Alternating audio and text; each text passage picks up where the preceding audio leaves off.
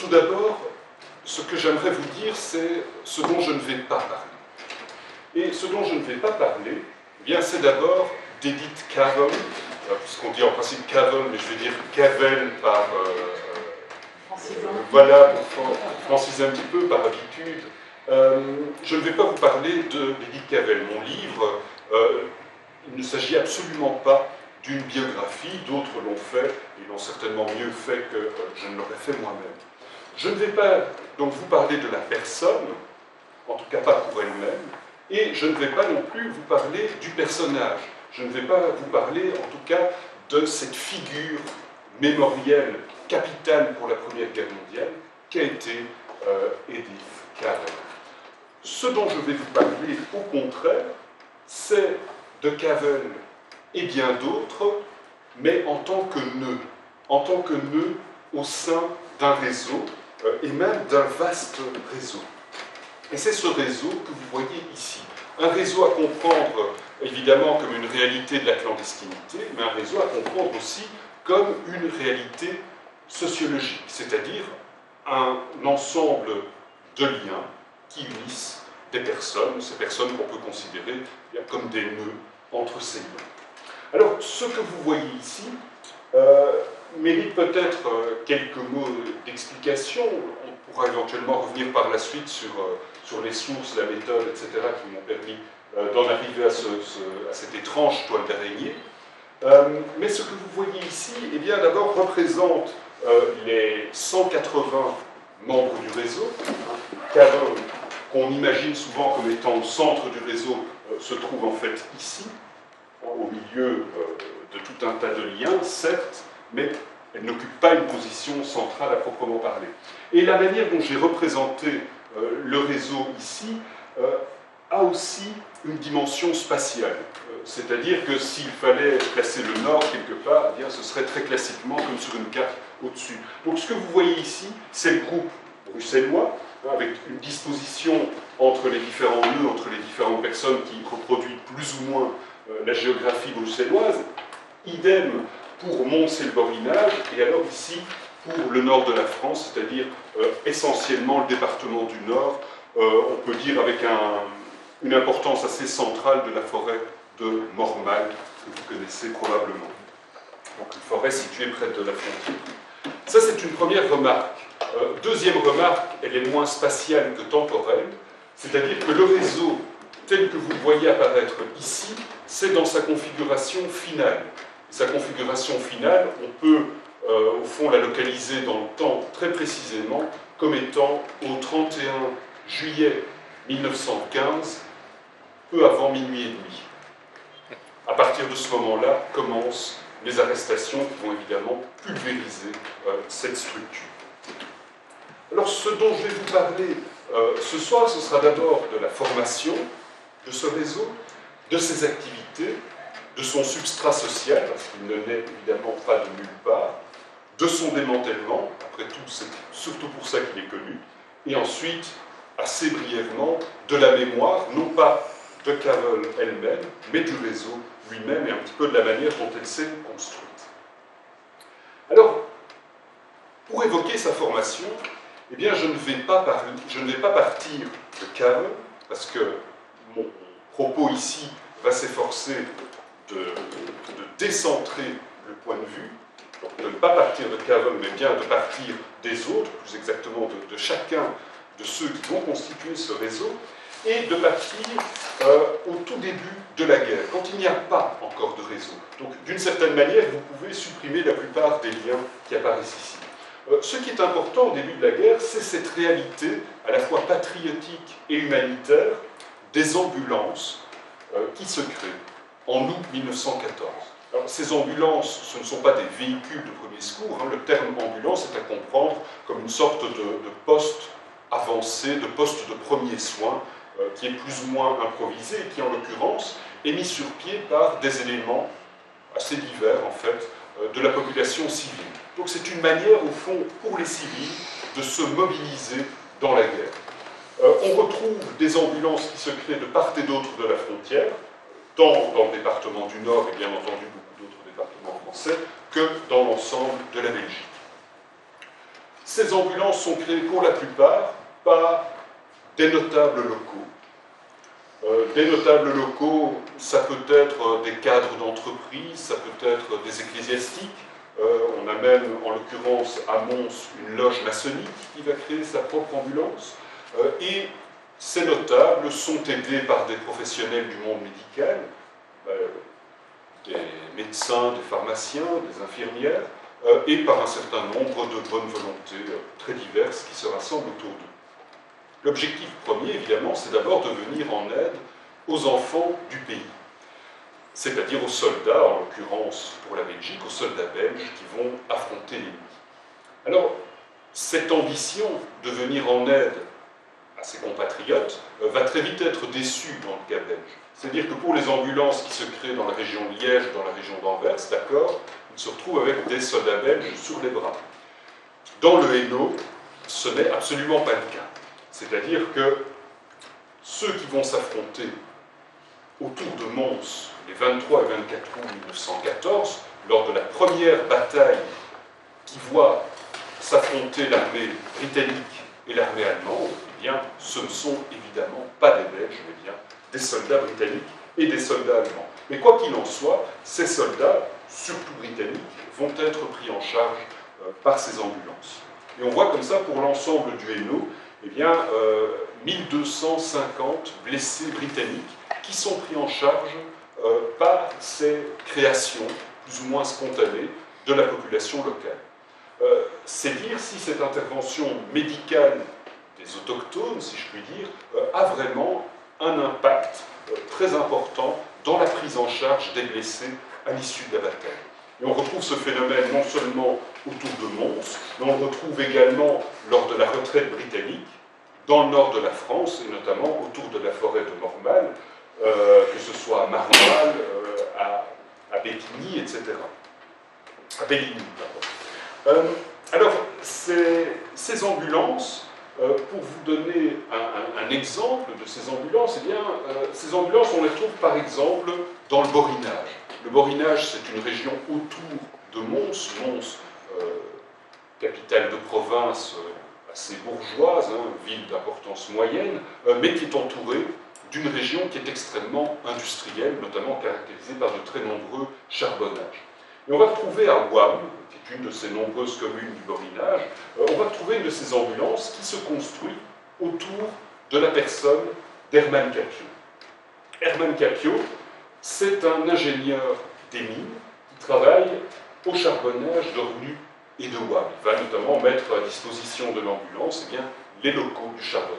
Et vous voyez ici une photo qui est prise quelques jours après la bataille, alors qu'on est déjà sous l'occupation allemande, et dans laquelle on voit cet assemblage un petit peu hétéroclite de civils qui posent à côté de blessés britanniques, qu'on estimait plus ou moins convalescents à ce moment-là, qui sont tout à fait en uniforme, alors qu'on est sous l'occupation, on est au début de l'occupation. Donc c'est une scène qui peut sembler un petit peu extraordinaire, évidemment, alors même que les Allemands viennent de s'emparer du pays. Mais en fait, ces ambulances profitent aux Allemands, ce qui explique que les Allemands, non seulement tolèrent, mais sont même assez satisfaits du travail que font les ambulances. Parce que 1250 prisonniers qui sont pris en charge par les ambulances belges, c'est 1250 prisonniers dont l'armée allemande ne doit pas se préoccuper à ce moment-là. Donc il y a au fond une acceptation, une tolérance presque bienveillante de la part des Allemands vis-à-vis de ces ambulances. Dans cette ambulance se retrouve notamment le colonel Gibbs. Alors ce colonel Gibbs, c'est le plus haut gradé parmi les soldats qui sont pris en charge par l'ambulance de Ouham, et après quelques jours de soins, on est à la fin du mois d'août et au tout début du mois de septembre 1914, de concert avec Herman Capio, eh bien, il va au fond essayer de favoriser l'occultation et l'exfiltration de soldats britanniques, soit blessés mais qui sont capables encore de se mouvoir, soit de soldats qui se sont cachés dans la région. Parce qu'à côté des blessés, il y a énormément de soldats qui ont été complètement dépassés par l'avance allemande et qui sont contraints de se cacher, les uns dans les bois, d'autres chez l'habitant. On va voir que ce scénario va se reproduire dans toute une série d'ambulances de la région. Et donc pendant ces premiers jours de l'occupation, Capio et Gibbs vont favoriser le départ, avec armes et bagages dans un premier temps, de plusieurs dizaines de soldats britanniques qui profitent au fond de la confusion et qui partent à la faveur de la nuit, en général vers l'ouest du Hainaut, vers des régions qui ne sont pas encore contrôlées par les Allemands pour pouvoir réintégrer leur unité. Donc on a déjà là des initiatives qui sont improvisées, qui sont spontanées, qui sont réactives par rapport à la situation, qui sont déjà transgressives par rapport à l'ordre allemand, mais qui ne sont pas encore véritablement ce qu'on pourrait appeler une génération plus tard de la résistance. Ce sont des actes transgressifs, mais ce n'est que dans un second temps que ces actes transgressifs vont prendre une forme organisée, pérenne, pourrait-on dire, et proactive. On pourrait alors la qualifier de résistance. Mais là, on sera déjà plus avancé dans l'automne 1914. Ces actes transgressifs qui se produisent dans Awam, eh bien, on les retrouve un petit peu partout dans ces ambulances, à partir desquelles le réseau, par la suite, va se constituer. C'est-à-dire que chaque fois que vous voyez une croix rouge avec un soldat britannique à côté, eh bien, c'est qu'il y a au moins eu l'un ou l'autre acte transgressif par rapport à des soldats britanniques que ces ambulances ont essayé de cacher ou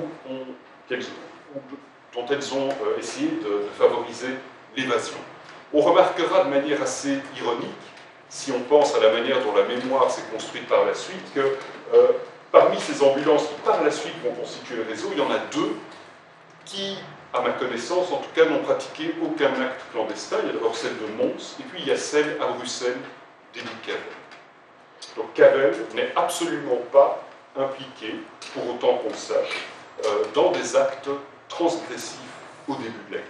Ça va venir par la suite.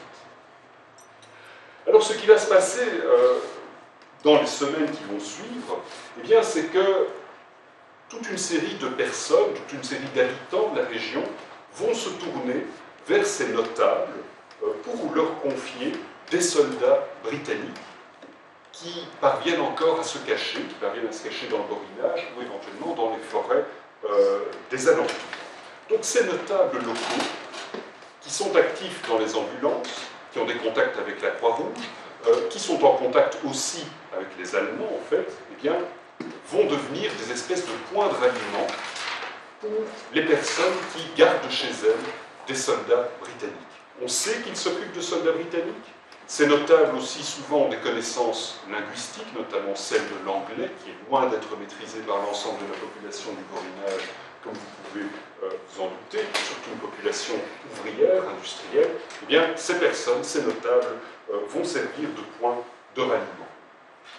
La saison avance, on était fin de l'été, on entre dans l'automne, les nuits deviennent froides, le ravitaillement commence à diminuer, et surtout, les recherches allemandes, elles, se font de plus en plus intenses, parce que les Allemands se rendent compte qu'il y a un certain nombre de blessés ou de soldats avec armes et bagages, eh bien, qui continuent à traîner derrière leurs lignes et qui sont cachés par les habitants de la région.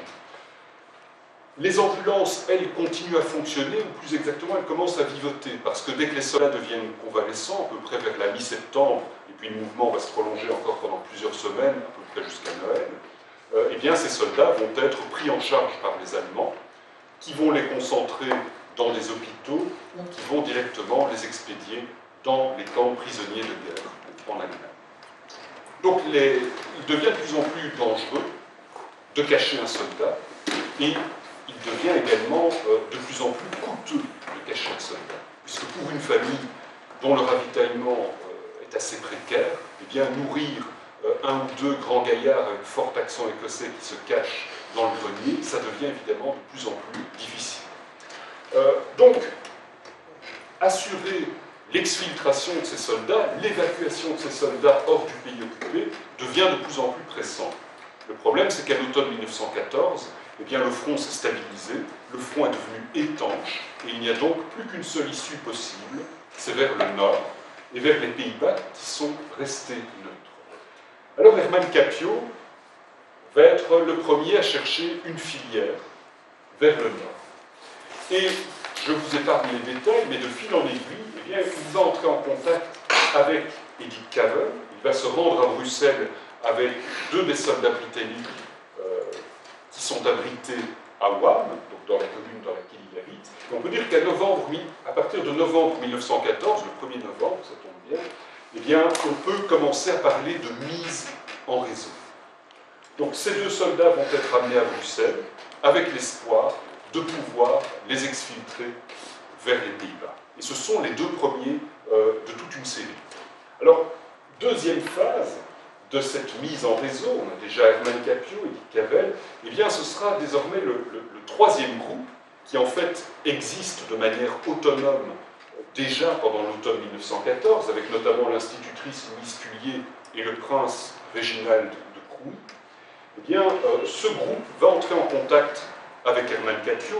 Là aussi, c'est toute une histoire dont je vous épargne les détails. Et c'est toute une filière avec trois étapes, en quelque sorte, trois étapes préalables avant le passage vers les Pays-Bas, qui va se constituer à partir de ce moment-là. Et on a vraiment l'impression que c'est chaque fois le même scénario qui se répète. Ces notables vers lesquels on se tourne, parce qu'ils ont été actifs dans les ambulances, qui finalement, après avoir soigné des soldats britanniques, occultent des soldats britanniques, et puis sous la pression des événements, vont commencer à réfléchir à leur exfiltration, ce qui va provoquer une mise en réseau plus importante. Dernier groupe qui se rajoute à partir d'avril 1915, au niveau mémoriel, c'est un groupe très important, même si son apport est en fait tardif, c'est le groupe de l'architecte Philippe Baugh à Bruxelles. Cet architecte Philippe Baugh qui va notamment faciliter les connexions entre le réseau qui doit acheminer de plus en plus, qui doit vraiment drainer hors de Belgique de plus en plus de soldats au printemps 1915, alors que ces guides eh bien, ne suffisent plus à la tâche. Et donc Philippe Baugh, qui dispose de ses propres guides, va apporter son soutien au réseau à partir de Bruxelles. Alors, quelles sont les activités de ce réseau? D'abord, les activités de ce réseau, c'est évidemment l'exfiltration de soldats, à commencer par des soldats britanniques. En fait, ces soldats britanniques ne représentent qu'une partie des personnes qui sont exfiltrées par le réseau. On a des soldats britanniques, mais on a aussi toute une série de soldats français. J'ai pris ici l'exemple du soldat Dumorat, un soldat de Bordeaux, qui a été blessé près du Nouvion. Ces soldats, ce sont soit des soldats qui ont été blessés lors de la retraite, notamment de la 5e armée, soit qui ont réussi à s'échapper du siège de Maubeuge, début septembre 1914. Donc on a des soldats britanniques, on a des soldats français, c'est un peu plus souvent oublié par la mémoire entourant Cavell, et puis alors on a aussi beaucoup, en tout cas des dizaines de civils.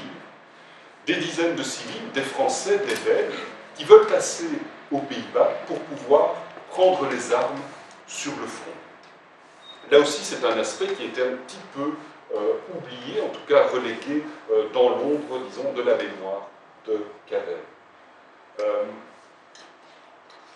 Je ne vais pas insister sur l'itinéraire du soldat Dumorat, mais pour le faire assez rapidement, il erre dans la région, il va bénéficier d'un certain nombre de complicités auprès d'habitants pendant plusieurs mois. Il est blessé en août, et finalement, ce n'est que fin mars 1915 qu'il va bénéficier d'une aide organisée, d'une aide, pourrait-on dire, résistante. Il entre en contact avec un agriculteur, qui lui-même va le mettre en contact avec un industriel, qui vient d'entrer en contact avec le réseau dans lequel Cavell est actif. Alors, on va l'emmener davantage vers le nord de la forêt de Mormel, en l'occurrence au château de Bellini, où il va être accueilli par la princesse de Crouy. Louise Cullier va le faire passer en Belgique, il va être accueilli dans le Borinage par Herman Capio, qui va ensuite organiser son évasion vers Bruxelles, notamment en lui procurant des faux papiers qui sont signés par le célèbre commissaire Jean Foutre, qui va laisser un souvenir impérissable à ceux qui ont bénéficié de sa signature.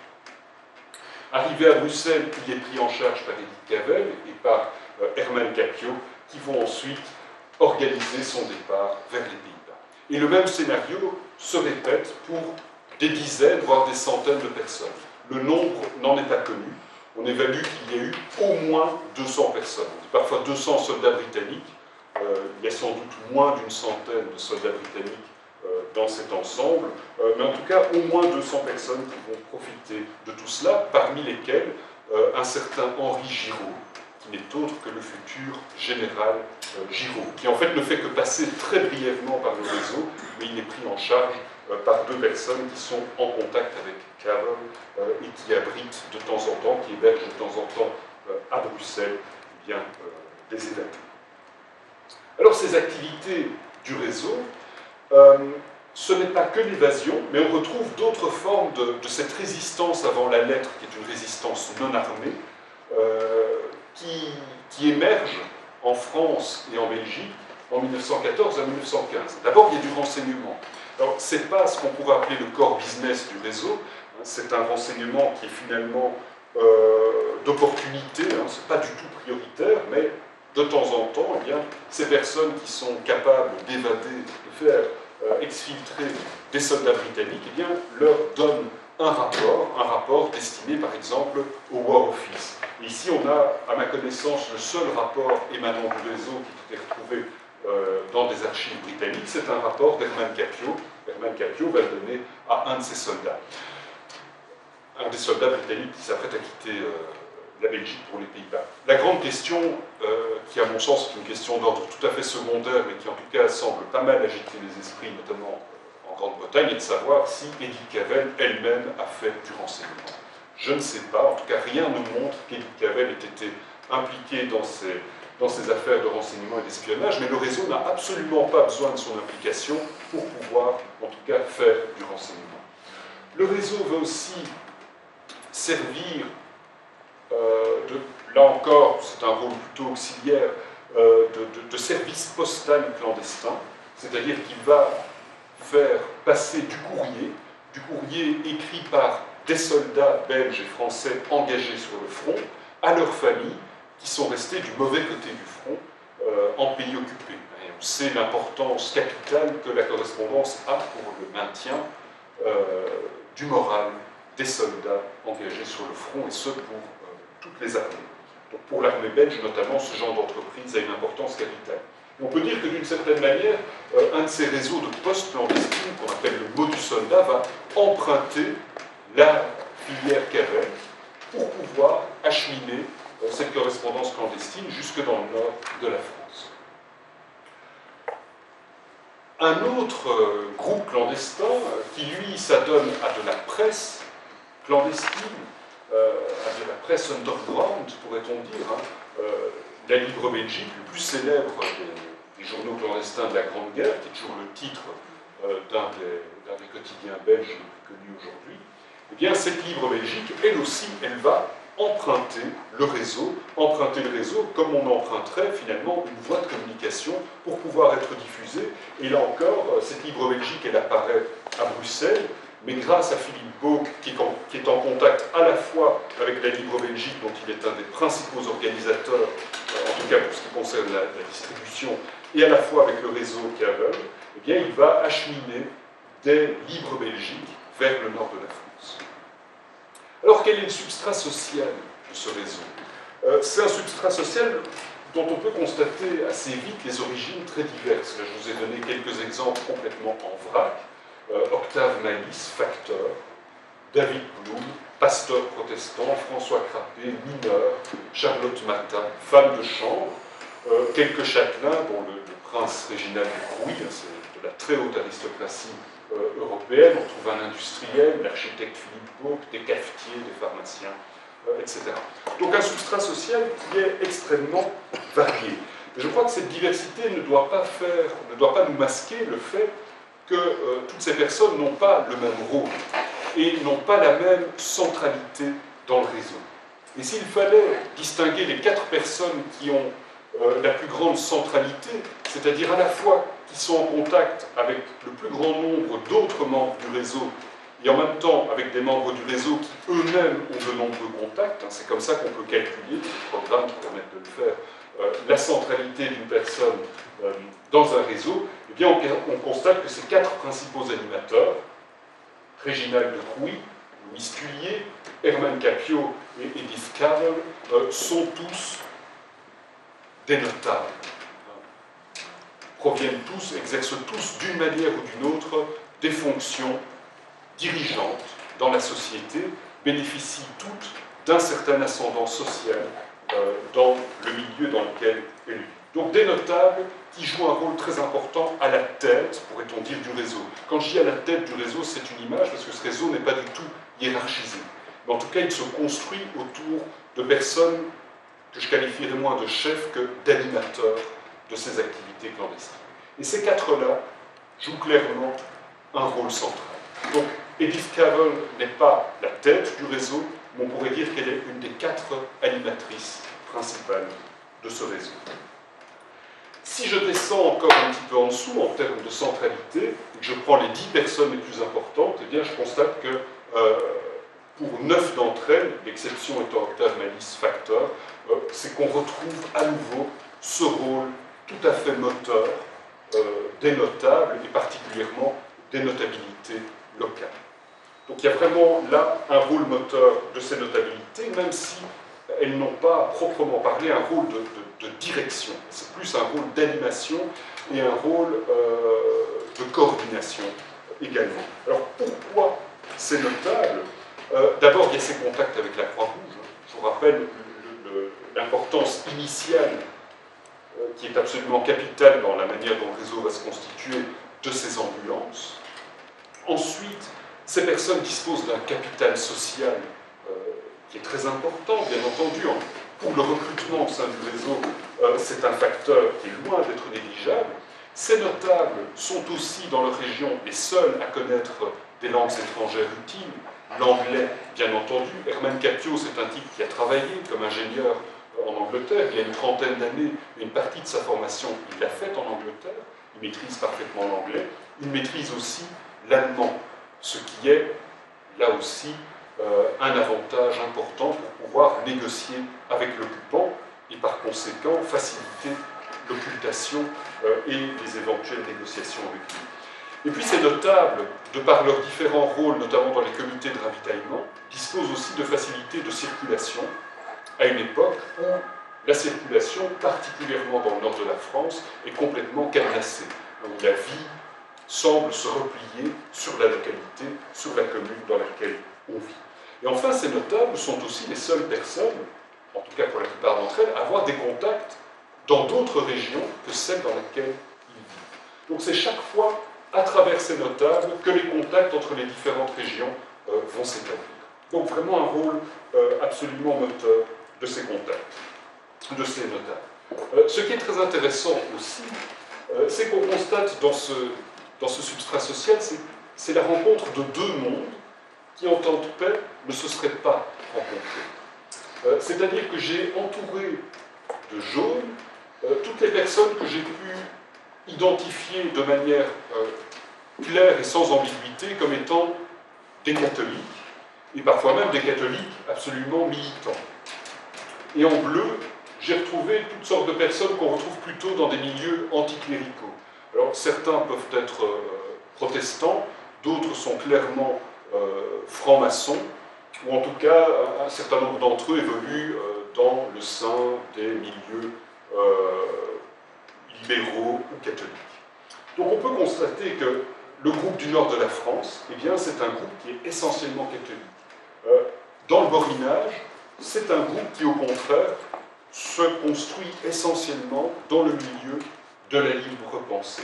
Et alors, à Bruxelles, on constate qu'il y a là, finalement, deux groupes qui se chevauchent et qui vont coopérer, c'est-à-dire, d'une part, un milieu extrêmement catholique autour de Philippe Got, et puis, d'autre part, autour d'Edith Cavell, qui est en fait très croyante, mais qui évolue dans le monde de la libre pensée en Belgique, notamment le monde autour de l'université libre de Bruxelles. Là, c'est un milieu qui, au contraire, est plutôt un milieu anticlérical. Et finalement, ces deux milieux ne vont pas complètement se mélanger, sauf peut-être davantage à Bruxelles, mais en tout cas vont coopérer de manière assez efficace entre des personnes qui ne se seraient vraisemblablement pas adressé la parole auparavant. On peut y trouver à la fois une sorte d'union sacrée qui se manifesterait dans la clandestinité, mais on peut y voir aussi un avantage pour le réseau. C'est-à-dire que deux milieux qui ne se connaissent pas, qui ne se côtoient pas, disposent chacun de ressources, notamment de ressources en termes de relations, qui sont extrêmement différentes. Donc le fait de provenir de milieux différents qui se rencontrent va permettre en quelque sorte de multiplier les ressources pour nourrir les activités du réseau. Alors, je passe brièvement sur la question, mais c'est une question inévitable dans le cas de la Belgique. Qu'en est-il de la question linguistique dans le réseau? Quelle langue parle-t-on dans le réseau? Pour répondre de manière assez simple, c'est un réseau francophone. C'est un réseau qui est animé par des francophones, mais dans lequel on retrouve à Bruxelles un certain nombre de néerlandophones, notamment dans la population des cafetiers. Et c'est un réseau qui peut se baser sur des bonnes volontés, mais qui sont provisoires, transitoires, en Flandre, pour pouvoir passer la frontière avec les Pays-Bas. Mais ce sont en général des relations qui ne sont pas vraiment permanentes, qui ne sont pas structurelles, pourrait-on dire, dans le réseau. J'ai encore un petit peu de temps. Je vais encore prendre, en tout cas, quelques minutes pour vous parler du démantèlement de ce réseau. Le démantèlement de ce réseau, il tient d'abord à la nature même du réseau. Un réseau qui implique 180 personnes. S'il était parfaitement cloisonné, eh bien, ce serait un réseau qui s'appuierait sur 179 liens, c'est-à-dire N-1, tout simplement. Autrement dit, vous n'avez de contact qu'avec une seule personne au-dessus de vous. Et il n'y a pas de contact qu'on pourrait qualifier d'horizontaux. Ça, ce serait le réseau Karen parfait. Un coup d'œil suffit à constater que ce n'est absolument pas le cas. C'est-à-dire qu'on a plutôt qu'une espèce de réseau qui serait pyramidal en quelque sorte, eh bien on a au contraire une toile d'araignée extrêmement confuse, dans laquelle énormément de personnes ont des contacts avec d'autres personnes à tous les niveaux, et ces personnes ont elles-mêmes des contacts entre elles. Autrement dit, on retrouve de nombreuses grappes, de nombreux clusters, pourrait-on dire, et j'ai dénombré un peu plus de 400 liens au sein du réseau, c'est-à-dire beaucoup trop, bien entendu. Et ça va considérablement favoriser le travail de démantèlement de la police allemande. Ce travail de démantèlement, il va commencer dans la nuit du 31 juillet au 1er août 1915. Pas de chance pour le réseau. Les Allemands, la police allemande, surveillent depuis quelques semaines la demeure de Philippe Bauck. En fait, on ne s'intéresse pas, la police allemande ne s'intéresse pas à Philippe Bauck en tant que membre de la filière d'évasion, mais Philippe Bauck a été dénoncé à la police allemande en tant qu'animateur de la Libre Belgique. Donc on voit que déjà ce manque de cloisonnement entre les activités va constituer un danger, un péril capital pour le réseau, puisque c'est par là que la police allemande va pénétrer le réseau. Le domicile de Philippe Bauck est surveillé, et dans la nuit du 31 juillet au 1er août, une personne suspecte se présente chez Philippe Bauck. Pas de chance, c'est Louis Tullier, c'est-à-dire la personne qui, au sein du réseau, a le plus grand nombre de contacts. Les Allemands, voyant l'arrivée de cette personne suspecte, décident d'appréhender Philippe Bauck et Louis Tullier, qui vont être menés à la prison de Saint-Gilles. En même temps qu'ils appréhendent ces deux personnages très importants pour le réseau, ils se saisissent également de carnets d'adresses que Philippe Bauck et Louis Tullier avaient gardés, en fait en tant qu'outil de gestion de l'activité du réseau, c'est-à-dire des adresses de logeurs, des adresses de guides, etc. Donc la pêche a été bonne, la pêche initiale, pourrait-on dire, a été bonne pour les Allemands. Louis Tullier et Philippe Bauck vont adopter, ils sont évidemment séparés, ils sont mis au secret, et chacun va adopter une stratégie de défense complètement contradictoire. Philippe Bauck nie tout, ou presque, et Louis Tullier, par contre, ne va pas résister très longtemps. Alors, il n'y a pas de torture, hein, cette enquête, l'instruction, les interrogatoires se font de manière non violente, mais avec une pression psychologique assez importante. Hein.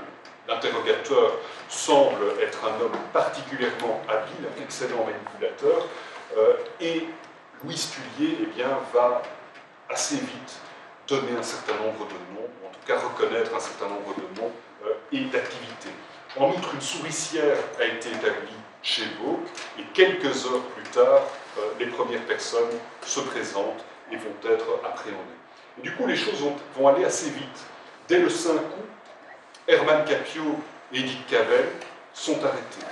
Autrement dit, sur les 4 principaux animateurs du réseau, il y en a déjà 3 qui sont arrêtés à ce moment-là. Le prince Réginald de Crouy, finalement, va parvenir à échapper aux arrestations.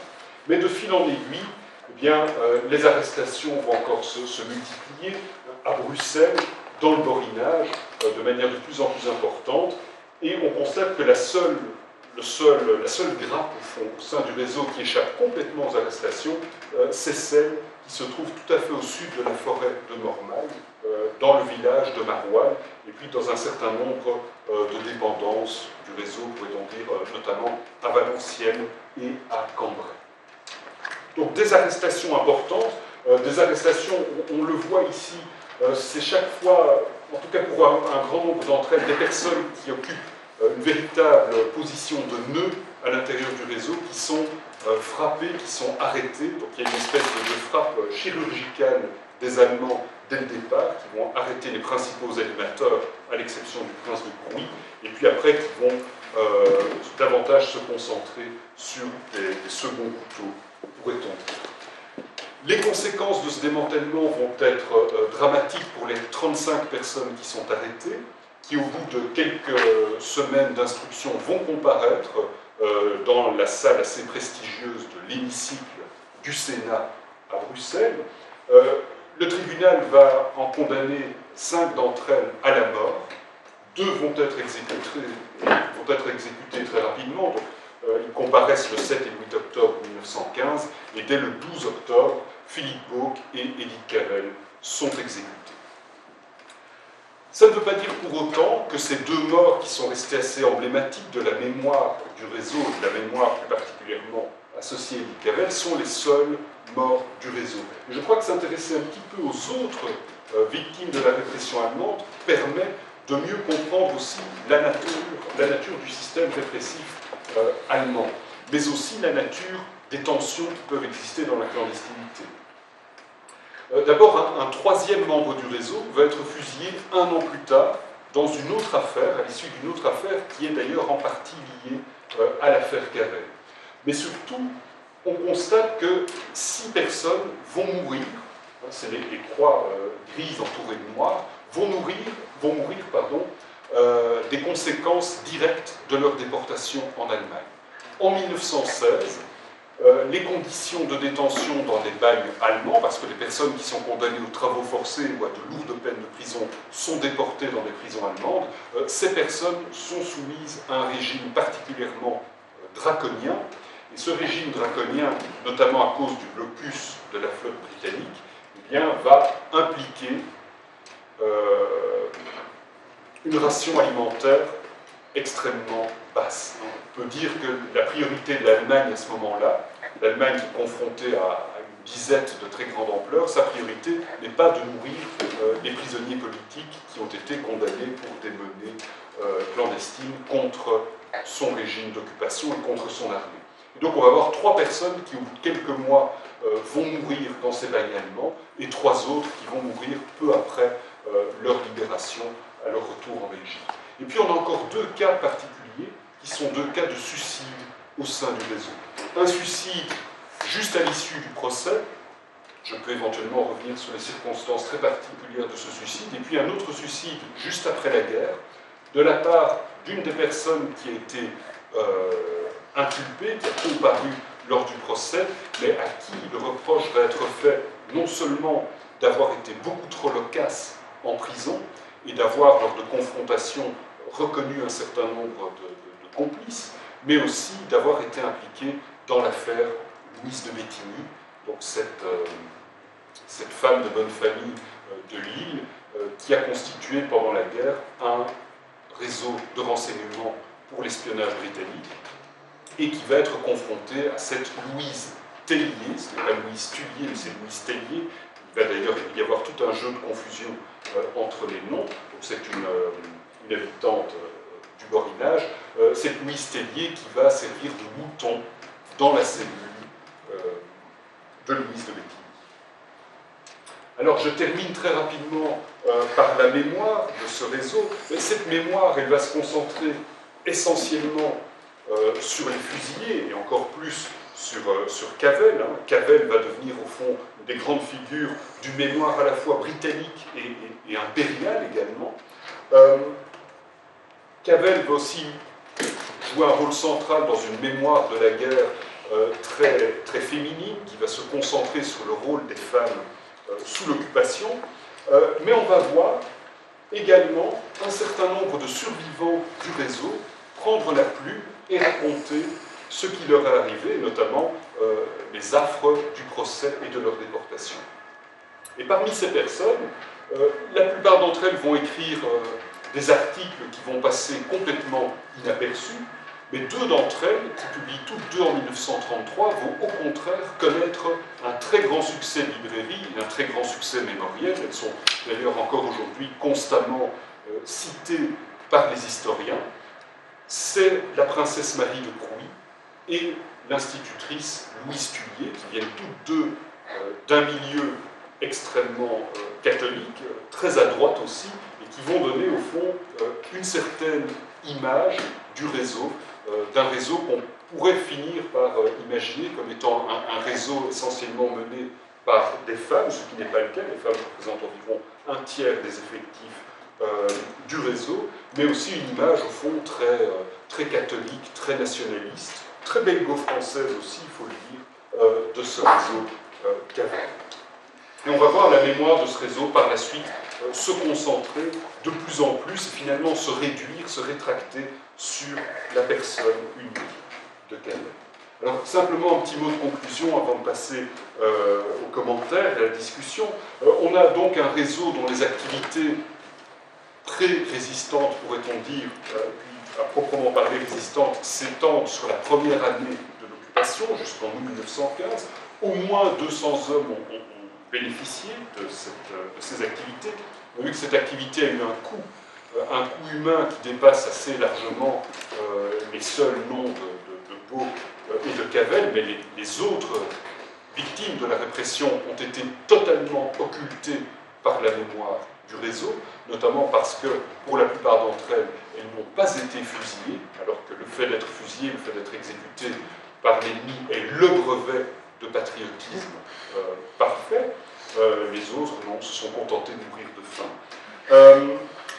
Il y a tout un après-guerre mémoriel, mais aussi dans la manière dont ces personnes vont vivre la sortie de guerre, la sortie de détention, la sortie de captivité et la sortie de clandestinité qui va se jouer. Là, je pourrais encore en parler très longtemps, on peut revenir là-dessus. Et puis, il y a une forme d'appropriation de la mémoire du réseau, aussi par ces acteurs, mais qui, à l'exception de la princesse de Crouy et de Louise Tullier, va finalement être de peu de poids dans la manière dont la mémoire du réseau va se construire. D'un point de vue plus historien, je voudrais simplement conclure sur la nécessité de décentrer le propos quand on étudie une formation clandestine. Souvent, on part de figures qui ont été héroïsées, qui ont occupé une place centrale dans la mémoire. Je crois qu'il est important de ne pas prendre ces figures-là comme point de départ, mais de prendre des points de départ absolument multiples, pour multiplier les points de vue. Il est tout aussi important, je crois, de déhiérarchiser ces réseaux. On a parfois des constructions hiérarchiques de ces réseaux qui datent de l'après-guerre. Alors, un réseau n'est pas l'autre. Les réseaux de renseignement, souvent, sont sur le terrain, effectivement, plus hiérarchisés que ici des réseaux davantage d'évasion. Mais je crois qu'il est important d'aller au-delà de ces hiérarchies qui sont plus ou moins reconstruites pour essayer de s'intéresser au réseau, non seulement en tant qu'organisation clandestine, mais aussi en tant qu'ensemble de liens, en tant qu'ensemble, que réalité sociologique. Et puis je crois qu'il est important aussi, quand on se penche sur un réseau, de penser en réseau et de travailler en réseau. Parce qu'ici, ces recherches Notamment, elles se sont basées sur toute une série de petites approches micro-historiques qui se sont concentrées sur un personnage, sur un membre du réseau, qu'il ait été magnifié par la mémoire ou qu'il ait au contraire eu un rôle totalement obscur. Et c'est en travaillant en réseau, notamment avec des étudiants de master, eh bien, que j'ai pu multiplier les sources et multiplier les points de vue sur ce réseau. Et je pense qu'il est tout aussi important aussi, pour faire ce travail de déconstruction, de reconstruction, d'envisager l'après-guerre, d'envisager la sortie de guerre de ces personnes et le rôle qu'elles vont elles-mêmes jouer dans l'édification, dans la construction sans cesse mouvante de la mémoire de ces réalités clandestines. Voilà, je vous remercie pour votre attention.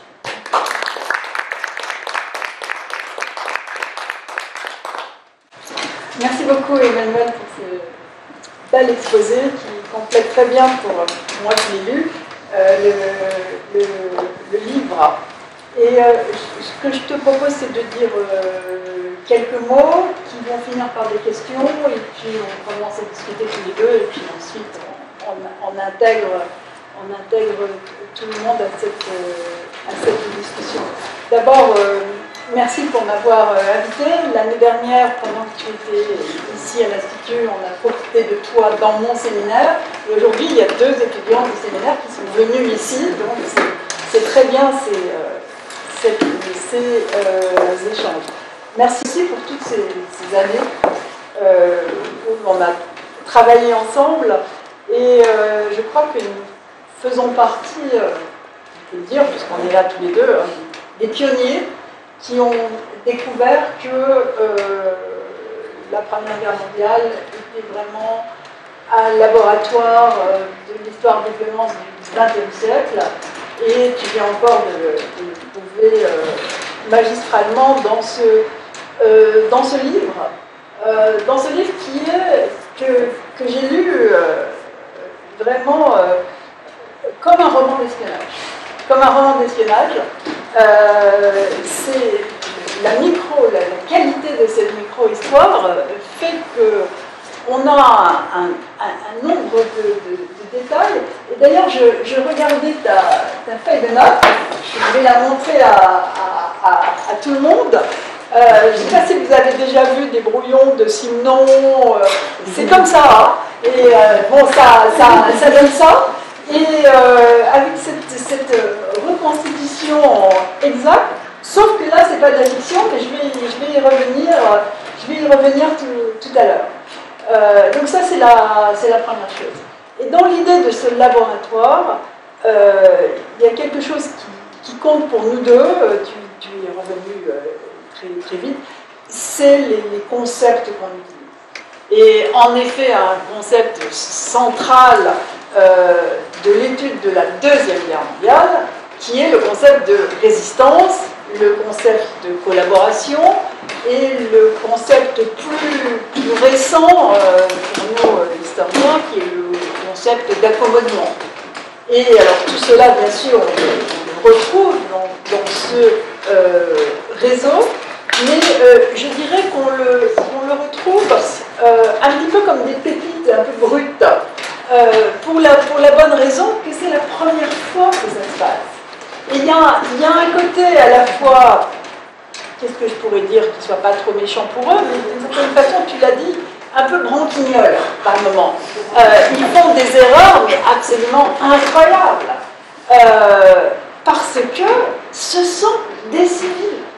Ce sont des civils, ils n'ont eu aucune formation à ce genre de choses, et ça leur tombe dessus très brutalement. Il y a une chose sur laquelle tu viens d'insister, c'est que ça se passe dès la fin d'août 1914. Et là, il y a une chose avec quoi je ne serais pas tout à fait d'accord avec toi, mais on peut en discuter. J'appellerais pas ça l'occupation. Parce qu'il n'y a pas encore d'occupation. On croit des deux côtés, aussi bien du côté des Allemands que du côté des Belges et des Français et des Britanniques. On n'est même pas encore dans le recul. On croit qu'on sera rentré à Noël et qu'on va s'en sortir. Donc on n'est pas dans une période d'occupation où l'on résiste à l'occupation.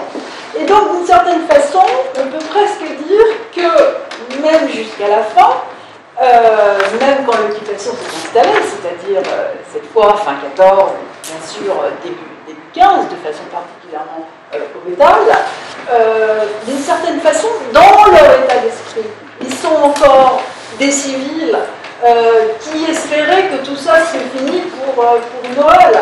Alors, on a évidemment une région ici du borinage particulièrement industriel, mais on a aussi une région particulièrement rurale, avec l'idée de ces paysans qui vont retourner faire les récoltes à temps. Alors évidemment, quand on arrive en novembre, on voit bien que c'est fichu. Hein. Mais c'est ça qui explique aussi, je crois, ces difficultés de début. Donc je voulais savoir si tu es d'accord avec moi là-dessus. Et puis ensuite, la deuxième chose sur le vocabulaire, que je trouve très intéressant, c'est que tu essayes de trouver tout le temps des mots nouveaux. Alors j'ai compté, il y a complice, comparse, animateur, collaborateur, donc on l'a déjà dit, clandestin, interlocuteur, associé, il s'abouche, il y en a énormément, hein, c'est très bien écrit d'ailleurs tout ce livre. Filière, bien sûr, réseau, c'est le mot que tu as employé le plus maintenant. De l'autre côté, il y a des fugitifs, il y a des égarés, et puis tu as des déportés. Alors là, le mot déporté, je voudrais aussi qu'on en discute, parce que personnellement, moi je croyais qu'on employait le mot déporté pour les groupes... non, pas du tout pour la Seconde Guerre. Alors, il y a plein de déportés dans la Première Guerre. Hein. Mais je croyais qu'on employait le mot déporté pour les groupes de civils emmenés ensemble en déportation en Allemagne, comme par exemple pour le camp de Holzminden, bien sûr. Et je croyais, parce que moi, celle que je connais, c'est Louise de Vétigny, évidemment, et je vais y revenir, je croyais que pour y compris pour des civils arrêtés et emmenés comme ça, aucun d'entre eux n'est allé dans un camp, hein, ils ont tous été dans des forteresses, dans des bagnes, comme tu le disais. Je croyais qu'on employait toujours les mêmes expressions que pour les prisonniers militaires. Mais si tu as dit déporté, c'est que probablement tu l'as trouvé dans les textes. Mais surtout, on emploie des expressions qui sont complètement multiples. Hein. On parle parfois de bagnards. On parlera après-guerre évidemment de prisonniers politiques. Oui, eux-mêmes disent qu'ils sont déportés. Eux-mêmes disent qu'ils sont déportés, donc c'est eux qui l'emploient. Oui. C'est eux qui l'emploient. Et puis parfois certains se retrouvent d'ailleurs dans les camps. Certains sont transférés d'un bagne vers une forteresse, enfin d'une prison cellulaire vers une forteresse, d'autres sont transférés vers des camps, parce qu'il y a aussi, on retrouve le même phénomène, mais de manière très différente pendant la Seconde Guerre mondiale, mais il y a de plus en plus une espèce d'archipel, non pas concentrationnaire, mais en tout cas carcéral, qui se constitue avec énormément de mouvements et des changements de statut. Quand même, parce que les camps en question, justement, et c'est bien ça qui fait la différence, et c'est pour ça que je pense que c'est pas très clair pour ceux qui ne connaissent pas bien la période, c'est que les camps de concentration, qui s'appellent comme ça pendant la Première Guerre mondiale, j'y reviens, ne sont pas des camps, en général, sauf exception, de travail forcé. Ce sont des camps d'internement. Voilà. Et donc, eux, ils ont des conditions épouvantables. Surtout jusqu'au moment où ils vont recevoir des colis. C'est atroce. Vraiment, c'est vraiment des bagnes. C'est vraiment des conditions épouvantables. C'était le cas aussi pour les Français du et pour d'autres. Alors que les déportés en groupe, sauf les déportés pour le travail, qui travaillent quelquefois dans des conditions épouvantables, dans les mines, mais pour les déportés dans les camps d'internement, qui sont des otages en fait, hein, par exemple, toute une partie de la population de la ville de Douai, dans le nord de la France, est déportée à un moment parce qu'on a retiré le courrier aux prisonniers allemands au Maroc, possession française, et pour punir les Français, on utilise les occupés. mais il ne souffre pas. Ça ne dure pas très longtemps, mais même s'il ne souffre pas, un voyage épouvantable jusqu'au fin fond d'Allemagne, l'ennemi par excellence. Bon, je ne vais pas en dire plus pour le moment pour qu'on ait le temps de discuter. Je voudrais revenir sur 2-3 choses et puis ensuite on n'en tenait pas. Chose importante, la différence entre la France et la Belgique, que tu dis très rapidement dans l'introduction du livre, tu n'en as même pas parlé là maintenant, et je crois que c'est quand même très important. Toute la Belgique va être occupée, sauf un tout petit morceau, bien sûr, au bord de la mer et autour de l'Isère. Je crois que c'est très important pendant le temps, bien sûr, mais c'est très important aussi pour la mémoire. C'est absolument central, parce qu'en France, seulement le nord de la France et un peu de l'Est est occupé, sauf si on considère évidemment que l'Alsace-Moselle sont déjà occupés depuis 1870, donc ça rajoute simplement un peu de territoire. Ce qui fait qu'on voit très bien comment, d'une certaine façon, le groupe du nord de la France ici est pratiquement un groupe belge, parce qu'ils vivent la même occupation. Et ils vivent les mêmes problèmes, ils sont derrière les lignes, et ils ont les soldats anglais, les soldats français, etc. Sauf que pour les Belges, ils ont leur capitale là, et je vais y revenir. C'est très important que ce soit la capitale de la Belgique, c'est pas rien. Alors que pour les Français, ben, ça s'arrête là. Tout ce qu'il y a après, c'est l'île, et c'est tout. Et dans la mémoire des Français, tout ça, c'est devenu extrêmement auxiliaire, et j'ai écrit longuement pour expliquer pourquoi les Français sont vraiment extrêmement, comment dire, n'ont aucun souvenir d'une expérience épouvantable, et que c'est bien dommage pour eux, parce que quand ça va leur arriver à tous pendant la Deuxième Guerre mondiale, ils ne vont pas avoir la mémoire de cela. Mais les Belges l'ont. Et je pense que ça fait une très grande différence. Donc au niveau du patriotisme, je crois qu'il faudrait peut-être insister un petit peu plus là-dessus. Alors, puisque tu es le champion des réseaux, moi j'aurais aussi mis les cartes. Parce qu'on voit bien le nord et le sud, on ne voit pas la distance par rapport à Paris de l'autre côté, on ne voit pas la distance de l'Angleterre, on ne voit pas la distance de la Hollande. Et je crois que quand même c'est des choses importantes, il y a un sacré nombre de kilomètres à faire avant d'arriver en Hollande. Je crois que ça, ce serait important. Puis aussi parce que c'est un véritable réseau d'espionnage, alors comme dans les bons réseaux d'espionnage, eh bien, dans les beaux romans d'espionnage, il faut mettre une carte de Bruxelles, par exemple, parce que tu parles de plein d'endroits. Alors évidemment, toi, tu connais ça comme ta poche, mais pour d'autres lecteurs, c'est vraiment intéressant de voir comment cette police allemande est incroyable. Comment ils trouvent les trucs, les rues, les pâtés de maison, et se débrouillent extrêmement bien. Alors ils viennent d'arriver. Alors ça pose aussi un problème. Moi, j'aurais aimé savoir plus sur les Allemands en général. Je trouve qu'on les voit, mais pas suffisamment. Alors, est-ce qu'il y a des archives? Est-ce que c'est difficile? Ça, c'est une question que je me suis posée. J'aurais voulu savoir plus sur les Anglais aussi. Alors évidemment, je sais qu'il y a 500 livres sur Edith Cavell, beaucoup écrits par des Anglais, évidemment. Mais je crois qu'on aurait voulu les voir un peu plus. J'avais commis un article sur Edith Cavell tellement longtemps que je n'osais même pas dire en quelle année, je savais à peine lire et écrire. Et j'ai vu dans mon article qu'il y a des choses justes et il y a des choses par rapport à ce que tu dis qui sont fausses, donc je ne vais pas me lancer là-dedans. Mais j'avais beaucoup utilisé Brand Whitlock. Toi, tu utilises pratiquement pareil dans une note à un endroit. Alors, pourquoi est-ce que ce témoignage m'était tombé sous la main et pourquoi toi tu considères que ça ne doit pas être fiable puisque tu n'en parles pas? Donc, le rôle des Américains, tu parles plus des Espagnols que des Américains. Alors, évidemment, les Américains ont toujours tendance à en rajouter, donc c'est peut-être la raison pour laquelle moi je m'étais fait avoir par Brand Whitlock. Et puis ensuite, pour finir, tu utilises le cinéma et tu utilises les arts plastiques, puisque tu parles des monuments, et c'est vraiment très, très intéressant. Alors, je me suis demandé pourquoi la littérature sortait du domaine de la référence culturelle. Alors, moi j'aime beaucoup le roman de Pierre Nord, 1937, qui s'appelle Terre d'angoisse, deuxième bureau contre le commandant Tour. Pierre Nord a eu le premier prix du roman d'aventure en 1937 pour ce livre. Alors maintenant, chaque année, les plus grands romans policiers l'ont.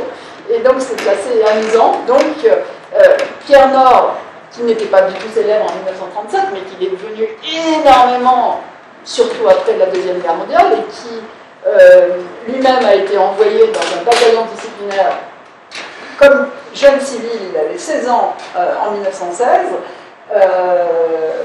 a toute sa vie gardé cette expérience de l'horreur de l'occupation de la Première Guerre mondiale, et dans son œuvre, c'est toujours revu. Donc il parle des trains, il y a le clergé, il y a des protestants, il y a des catholiques, il y a tout dans ce roman, et je pense que tu aurais pu l'utiliser. Et un autre que j'aime beaucoup, alors à l'autre bout du siècle, c'est le Pierre Mertens des éblouissements. Et le Pierre Mertens des éblouissements, en plus de la qualité de sa recherche, franchement, il va aussi très proche d'un personnage qui apparaît très souvent dans ton livre, parce que c'est un personnage fantastique. C'est un des plus grands écrivains allemands, Gottfried Benn, qui est un médecin vénérologue et qui, par les hasards de sa situation à ce moment-là, est chargé d'être le médecin du procès, et il se trouve là, et il est présent à la mort d'Edith Cavell, au moment où Edith Cavell est tuée. Et je me demandais pourquoi Ben, un peu comme Whitlock mais différemment, tu le mets tellement de côté, parce que ça serait quand même l'exemple d'un Allemand qui, après avoir été ce grand patriote dans la Première Guerre mondiale, après avoir écrit une poésie expressionniste absolument remarquable, s'est mis très, très gentiment au service du nazisme. Et donc, dans notre idée de laboratoire et du passage d'une première à une deuxième guerre mondiale, pendant que ceux-là, les survivants, pour un certain nombre d'entre eux, rentrent de nouveau dans la résistance avec un grand air dans la deuxième guerre mondiale, je pense que ça aurait été très, très, très intéressant. Donc voilà, en gros, ce que je voulais te dire. Ok, mais je ne sais pas si je vais pouvoir répondre à tout. Bon, d'abord, je n'ai pas utilisé Terre d'angoisse de Pierre Nord, qui se passe, si je me souviens bien, dans un pavillon qui s'appelle Saint-Corentin. Oui, c'est ça, c'est Saint-Quentin. Hein, c'est Saint-Quentin. Enfin, il prend de tout de côté. Oui, oui, oui, oui. Mais effectivement, il prend beaucoup de choses, il mélange tout. Et, oui, bon, c'est parfois un petit peu étrange. Enfin, on se demande parfois où est la réalité dans oui, c'est presque ce qu'il raconte. Fantastique un peu. Oui, presque fantastique, effectivement. Et notamment, enfin, on y retrouve autant des expériences qui sentent clairement le vécu, que d'autres on sent, je dirais, la guerre imaginée. Notamment quand il parle de la police allemande, etc. C'est plus de l'ordre du fantasme qu'autre chose, je pense. C'est intéressant ce soir, c'est ça que je veux dire. C'est dans le chapitre mémoire, oui, c'est oui, pas oui, Non, dans le chapitre mémoire, mais on pourrait encore en citer énormément d'autres, alors, évidemment. Pour ce qui est de Pierre Mertens, j'ai lu le roman en écrivant le livre. Donc, il n'était pas du tout étranger à mes préoccupations, et j'ai trouvé justement le fait que Gottfried Benn, médecin et poète, soit impliqué en fait à plusieurs reprises dans cette histoire était extrêmement intéressant. Et quelque part, enfin, c'est une chance incroyable parce que c'est déjà un réseau sur lequel on est bien documenté. Et puis boum, on a encore en plus le témoignage de Gottfried Benn. Non, c'est vraiment un des points de vue que j'ai essayé de privilégier. Et on retrouve, en fait, Gottfried Benn, et ça c'est assez marrant dans cette histoire, dans l'histoire de ce réseau, hein, connu à cause de Cavell, et puis on retrouve autour du réseau toute une série de personnages que l'on connaît par ailleurs, mais qui vont jouer un certain rôle. Par exemple, le facteur dont j'ai parlé à un moment, il rencontre Winston Churchill, qui fait une brève apparition dans le livre. Alors, il raconte ça dans un témoignage totalement inédit que j'ai trouvé dans les archives à Bruxelles, et c'est tellement gros que ça peut sembler faux. Mais il parle du fait que Churchill était assez préoccupé par le fait qu'il venait d'avoir une petite fille. C'est l'actrice Sarah Churchill, en fait. Et si, à mon sens, s'il n'avait pas rencontré Churchill, il n'aurait pas été au courant. Enfin, il y avait d'autres choses à faire à l'époque, évidemment. Et puis on retrouve, je vais quand même vous montrer cette photo très connue qui a son importance. Et sur cette photo, vous reconnaissez sans doute le monsieur à moustache, qui est le deuxième en passant. Mais oui, c'est Einstein, évidemment. Donc ici, c'est un des congrès Solvay. Et sur la photo, vous trouvez Einstein, vous trouvez Max Planck, vous trouvez Henrik Lorentz, Emil Warburg, et un des membres du réseau, qui est Georges Stelet, c'est le barbu qui est un peu à l'arrière-plan. Et Max Planck, Warburg et Lorentz vont intercéder en faveur de Georges Stelet, qui est en fait un des organisateurs de ces congrès Solvay, en déportation. Donc on retrouve comme ça toute une série de personnages qui interviennent de manière inattendue, enfin de Max Planck à Gottfried Benn. J'ai aussi davantage insisté sur le cinéma à cause de cette personne-là, c'est-à-dire Ada Bodar, dont je n'ai pas parlé dans mon exposé, mais Ada Bodar, je vous montre sa place dans le réseau, elle est un peu périphérique. C'est-à-dire qu'elle est à peu près ici. Alors Ada Bodar, elle a la particularité d'apparaître dans le film Down en 1928, un film qui relate la mort d'Edith Cavell, c'est encore un film muet d'ailleurs, et Ada Bodar joue son propre rôle dans ce film. Et c'est moins la mémoire de Cavell que la mémoire du réseau que j'ai voulu présenter, notamment à travers ces différentes productions culturelles, que ce soit le cinéma ou le reste. Et là, il me semblait très intéressant de voir une personne qui a subi, à mon sens, son incarcération et sa déportation comme un véritable traumatisme, et qui va jouer son propre rôle après la guerre, alors qu'elle a, au moment où le film est tourné, elle a 13 ans de plus. Elle a 13 ans de plus, 3 ans en déportation et quelques semaines en hôpital psychiatrique également. Ce qui en dit long peut-être sur ses motivations à jouer son propre rôle. Et au fond, elle vit dans ce film où elle montre, parce que le fait qu'elle joue son propre rôle est censé être pour le réalisateur un gage d'authenticité, de fidélité au fait. Mais en fait, le rôle qu'elle montre, on a l'impression qu'elle apparaît comme le seul bras droit d'Edith Cavell, est complètement fantasmé. Donc elle ne joue pas du tout la guerre qu'elle a jouée, mais la guerre qu'elle aurait voulu jouer, en quelque sorte. Et ces films sont assez étranges, je dois dire. J'ai vu ces deux films, parce qu'il a fait deux fois la même histoire de Cavell, une fois avec et l'autre sans Ada Bodar, puisqu'elle était morte entre-temps.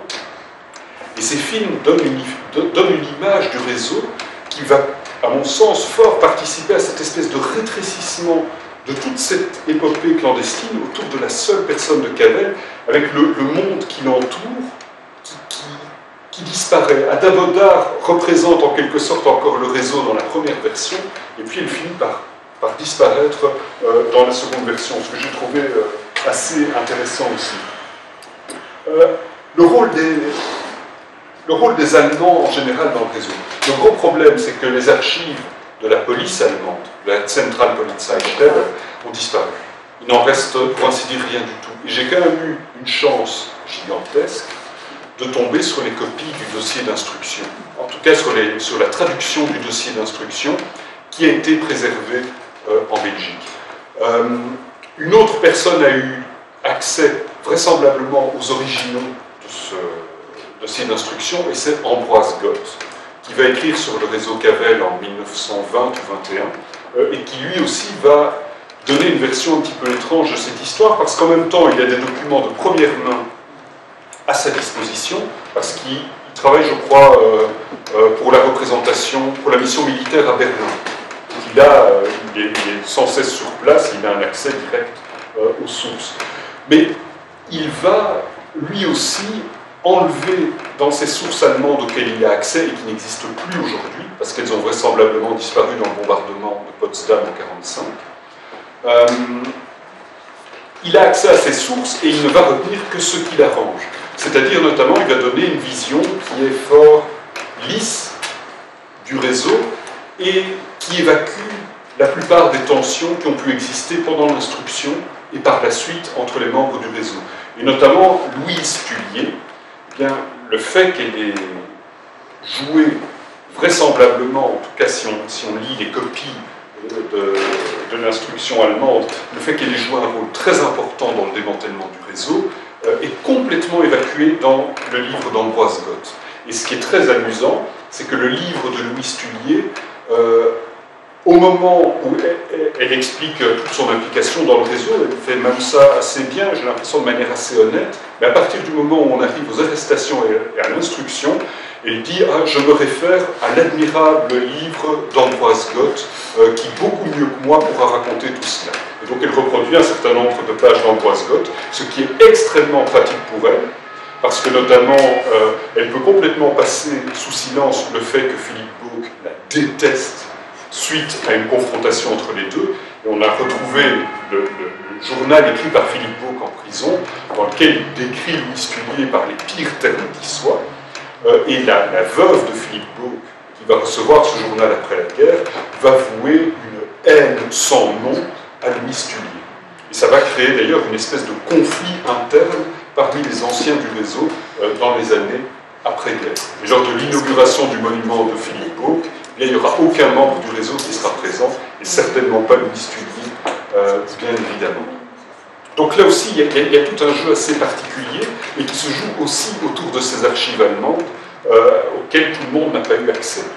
Et je crois que parmi ceux qui en Belgique ont constitué ce fonds d'archives dans lequel on retrouve ces copies, je peux subodorer qu'ils ont senti que ces copies étaient un petit peu gênantes et qu'ils ont préféré ne pas les citer, ne pas trop insister sur le fait qu'elles se trouvaient là. Sur les Anglais, mais là aussi il y aurait eu moyen d'en dire plus. L'un d'entre eux a notamment laissé ses mémoires de toute cette aventure, hein, All Contemptible, qui est paru à la fin des années 60, donc c'était déjà un vieil homme qui a couché tout ça par écrit.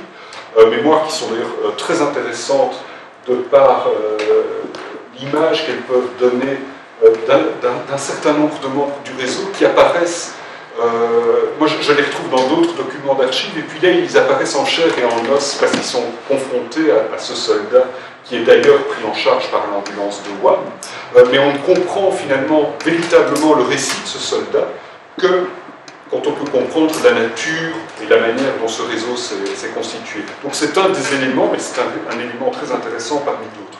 Malheureusement, parmi d'autres récits de soldats qui sont restés dans ta correspondance, etc., c'est souvent tellement parcellaire qu'on a du mal à en tirer quelque chose. Il y a le récit de Giraud, qui est assez intéressant, notamment parce qu'il montre, parce que Giraud explique assez bien toute son aventure, qui montre qu'un certain nombre de soldats ne sont pas continuellement pris en charge par la filière, mais ne sont que provisoirement pris en charge par la filière. Et c'est le cas particulièrement pour les soldats français, qui peuvent, une fois qu'ils sont sortis de France et qu'ils ont passé Bruxelles, qui peuvent continuer de manière autonome, de manière assez facile, parce qu'en Flandre, ils rencontreront toujours quelqu'un qui sait parler français. Pour les soldats anglais, c'est tout simplement impossible. Il faut en quelque sorte les prendre par la main du nord de la France jusqu'à la frontière des Pays-Bas, voire au-delà. Et puis Brandt-Whitlock, oui, je l'ai utilisé, mais là encore, il se concentre assez fort sur cet épisode qui a dû fort le préoccuper, qui est celui notamment des négociations pendant la nuit qui précède l'exécution de Cavell et de Bauque, où Brandt-Whitlock est au fond de son lit. Je crois qu'il est grippé à ce moment-là. Et finalement, c'est le secrétaire de légation qui va mener les négociations avec le marquis de Villalobard, qui lui représente l'Espagne à Bruxelles. Mais donc, j'ai utilisé son témoignage, mais finalement, je l'ai relativement peu utilisé parce qu'il se concentre principalement sur Cavell. Et que mon livre ne voulait parler de Cavell que... Voilà, je voulais décentrer. Donc, du coup, les témoignages qui se focalisent sur Cavell, je les utilise de manière aussi plus secondaire, ou parmi d'autres, simplement. Oui, sur la police secrète allemande, ce que je voulais dire aussi, c'est que la recherche historique, d'une manière générale, sur les polices secrètes allemandes pendant la Première Guerre mondiale, est, pour ainsi dire, quasi inexistante. Voilà, il y a un article qui est sorti récemment sur la Zentralpolizeistelle, qui est sorti il y a quelques semaines, j'en suis un des deux auteurs, mais voilà, c'est pas complètement un hasard non plus. Pour le groupe Français qui vit la même occupation que les Belges, c'est à la fois la même occupation et pas la même occupation, effectivement. D'abord parce que la France, elle est, à l'exception de Maubeuge et de Givet, mais elle est dans la zone des étapes ou des opérations, dans laquelle le régime est beaucoup plus dur, beaucoup plus drastique, la mobilité beaucoup plus réduite, les réquisitions beaucoup plus nombreuses. Les soldats allemands sont omniprésents dans cette zone des étapes. C'est une zone vraiment militaire. Oui, qui est contrôlée directement par l'armée et qui s'étend sur tous les arrières du front, c'est-à-dire sur tous les départements français, mais quand même à peu près un tiers du territoire belge, c'est-à-dire les deux Flandres et puis le sud du Luxembourg. Donc c'est deux réalités malgré tout différentes. C'est pas tellement, enfin c'est en partie la frontière franco-belge, mais c'est surtout zone des étapes et gouvernement général. Où on ne vit pas vraiment la même expérience. Et puis il y a cette présence de la capitale, d'un côté, cette absence, cette rupture avec la capitale de l'autre côté. On le voit notamment dans la clandestinité avec la presse clandestine. Il y a une presse clandestine très active qui apparaît principalement dans la capitale en Belgique. Et côté français, les clandestins, les journaux clandestins de la Première Guerre mondiale sont quasi inexistants à une célèbre exception près, qui est celle de l'Oiseau de France, à l'île Roubaix, et quelques autres toutes petites exceptions, mais qui sont vraiment anecdotiques. Et même cet Oiseau de France, comparé à la Libre Belgique, en termes sportifs, il ne joue pas dans la même division. Et il y a qu'à voir, la Libre Belgique va devenir le grand journal après, alors qu'en France, il n'y aura rien qui va naître. Il faudra attendre la Deuxième Guerre mondiale et la Voix du Nord. Il s'est rappelé récemment qu'ils étaient un journal résistant. Oui, j'ai pu comprendre. Tout d'un coup, ils résistent. Alors, il y a cette difficulté, je prends les questions à retour, il y a cette difficulté du choix des mots, évidemment, parce qu'on a au fond tout un vocabulaire qui s'est figé avec la Seconde Guerre mondiale, mais que, à la fois, j'ai envie d'utiliser, mais que j'utilise avec des réticences pour l'appliquer à la Première Guerre mondiale. Alors, pour les réseaux de renseignement, je suis plus à l'aise, par exemple, avec le terme d'agent, parce qu'il y a cette hiérarchie, et parce qu'effectivement, ce sont des réseaux qui travaillent pour un organisme extérieur, un des services secrets alliés. Ici, pour ce réseau qui est très peu hiérarchisé, et qui finalement est très spontané, j'ai beaucoup plus de mal évidemment à utiliser ce terme. Le terme résistant, il n'existe pas pendant la Première Guerre mondiale, même s'il me semble concerner des réalités qui sont extrêmement proches. Donc je l'utilise souvent, même si c'est parfois avec des guillemets. Tu utilises Passeur, mais oui. Je crois jamais Passeur d'homme. C'est quand même ce qui était utilisé. Oui, de manière très anecdotique. C'est quand même ça qui est plus utilisé. Oui, bon, Passeur ou Passeur d'homme. Passeur d'homme, évidemment, on pense tout de suite au roman qui a porté ce titre. Ouais. Et puis aussi aux films, mais qui, eux, font référence à la Seconde Guerre mondiale. Enfin non, il y en a un qui fait référence à la première et un autre pour la seconde. Donc c'est vrai qu'il y a une véritable difficulté avec le vocabulaire employé. Mais je crois qu'on peut utiliser le terme de résistants pour qualifier un certain nombre de ces personnes, notamment parce qu'un certain nombre d'entre eux vont véritablement devenir résistants en faisant exactement les mêmes activités en 40 ou en 41. Dans le cadre de ce réseau, il y a notamment Albert Libier,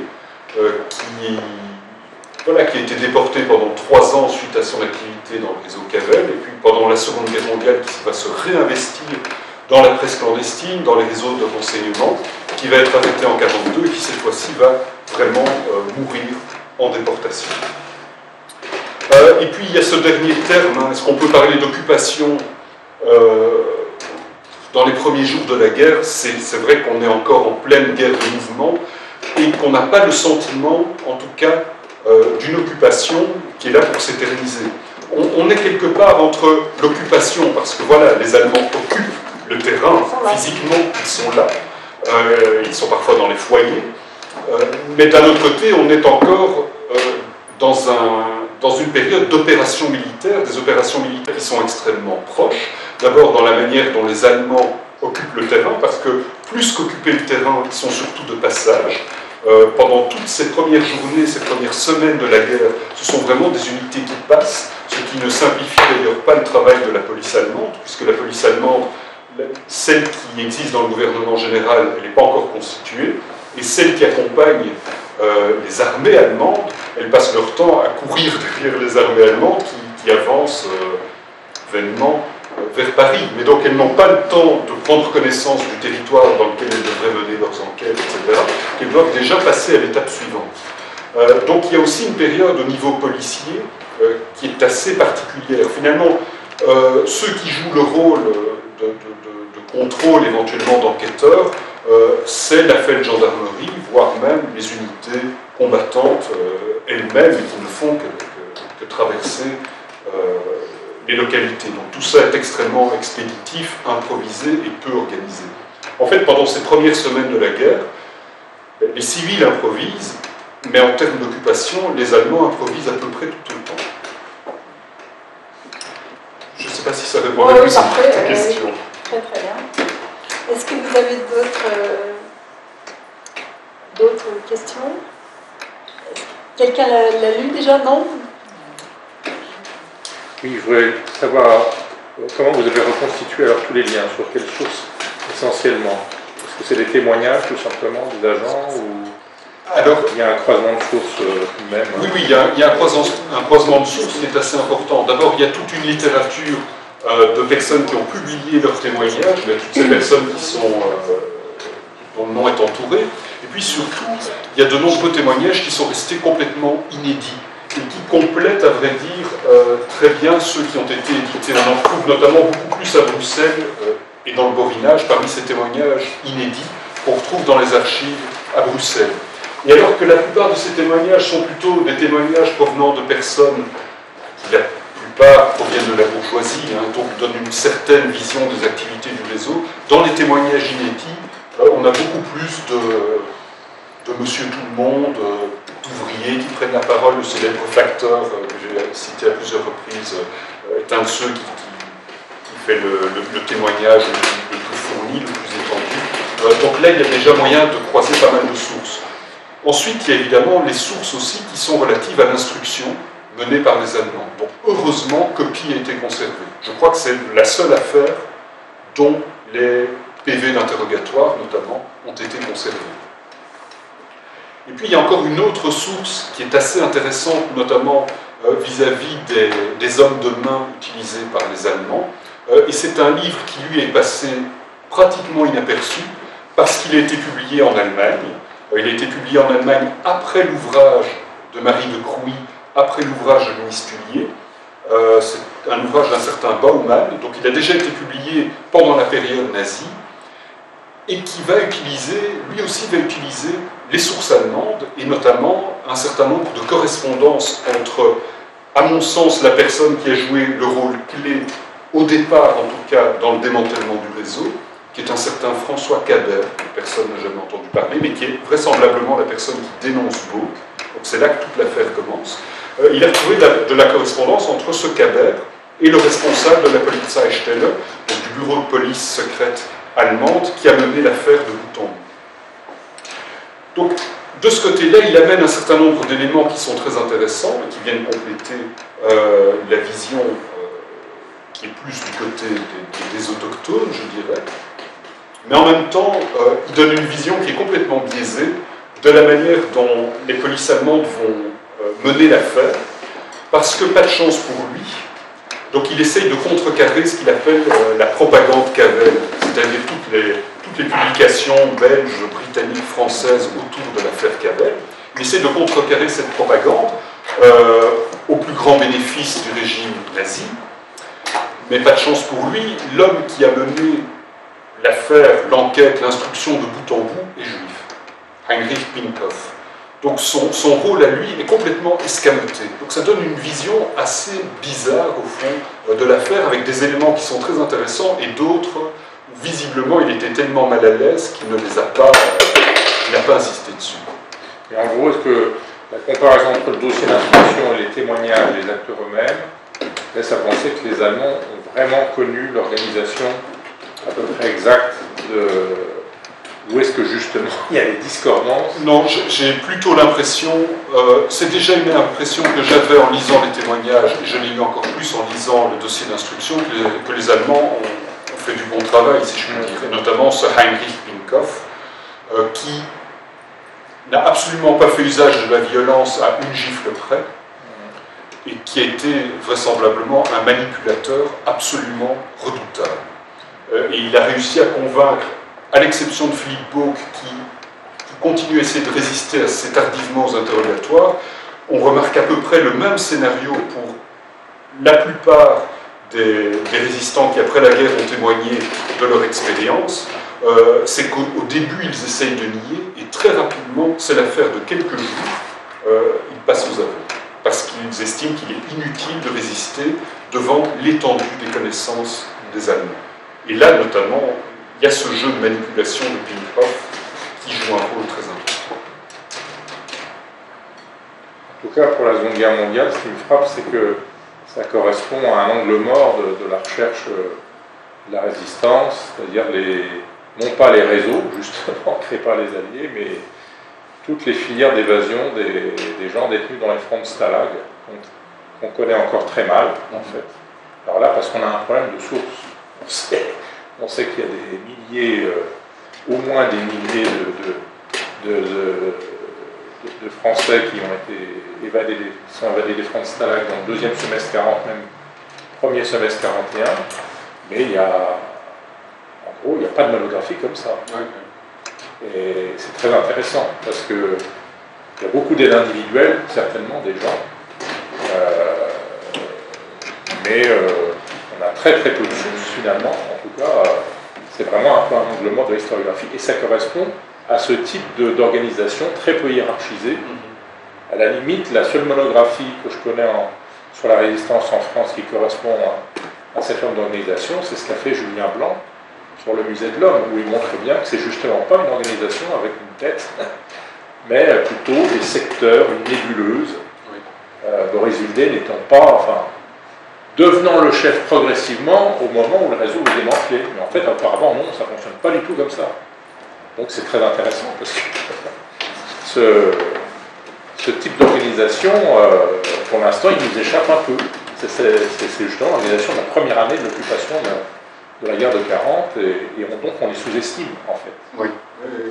Oui, je crois vraiment que cette analyse en réseau pourrait être très utile aussi pour revisiter un certain nombre d'organisations de la Seconde Guerre mondiale. Mais c'est très intéressant ce que vous dites justement sur ces organisations du début de la Seconde Guerre mondiale, de 40-41, qui en fait sont assez proches du mode de résistance qu'on retrouve en 14-18. D'ailleurs, dans le nord de la France, c'est la même chose. C'est immédiatement les filières d'évasion pour les Anglais qui la ruine. Et en tout cas, en Belgique, c'est d'autant plus vrai qu'un certain nombre d'anciens, de vétérans, reprennent le combat et vont être à l'origine de ces réseaux, de ces nébuleuses, de ces embryons de filières de 40-41. Après, nous, justement, on a du mal à reconstituer vraiment ces filières dans toute leur ampleur. On sent simplement qu'elles ont été, en tout cas par le nombre de personnes qui ont été sauvées, sauf que, comme ils sont en France, là aussi, c'est des filières qui prennent en charge partiellement les gens. Parfois, il n'y a pas de filière du tout. On a quelques souvenirs de gens évadés des fronts de Stalag qui, en gros, sont allés presque de ferme en ferme. Et donc, c'est un phénomène qui nous échappe encore. Alors qu'il est très intéressant aussi du point de vue de la réaction de la population française dans ces régions fortement occupées, même à l'est de la France ou le nord. Voilà. Mais on n'est pas dans des organisations déjà, réseau, mouvement. On est dans cette phase qui a pu durer assez longtemps parfois. Voilà. Donc pour nous, c'est passionnant ce genre de monographie. C'est aussi un peu pionnier. Oui, mais je dois dire qu'ici aussi j'ai un angle mort, c'est-à-dire géographiquement, c'est tout ce qui se trouve entre Bruxelles et la frontière. Notamment parce que les voies, les filières au sens physique du terme, les tuyaux, comme ils les appellent, changent à plusieurs reprises.